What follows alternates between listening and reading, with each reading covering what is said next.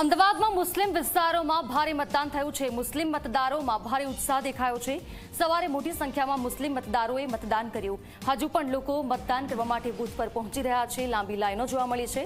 અમદાવાદના રખિયાલ અને ગોમતીપુર વિસ્તારમાં મતદારોમાં ભારે ઉત્સાહ દેખાયો છે।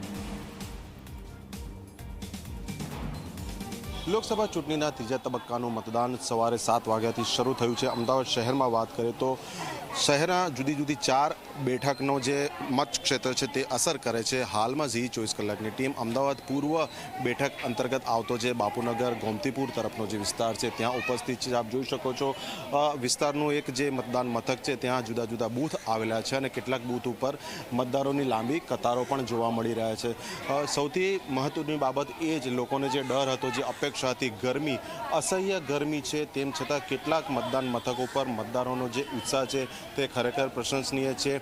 લાંબી કતારો જોવા મળી રહી છે ને તાપમાં ઊભા રહેવા છતાં પણ લોકો પોતાનો વોટ નાખીને જવા માટે રીસરની કહેવાય કે રાહ જોઈ રહ્યા છે। એટલે આવા જ દ્રશ્યો જો અન્ય મતદાન મથકો ઉપર પણ જોવા મળે તો ચોક્કસથી રાજકીય પક્ષો સહિત ચૂંટણી પંચને જે ડર છે ગરમીના કારણે ઓછા મતદાનનો તે ક્યાંક દૂર થઈ શકે છે। પરંતુ આ દ્રશ્ય એકમાત્ર મતદાન મથકના છે। દરેક જગ્યાએ પરિસ્થિતિ અલગ અલગ છે અને લોકોનો મૂડ પણ મતદાન માટે અલગ અલગ જોવા મળી રહ્યો છે।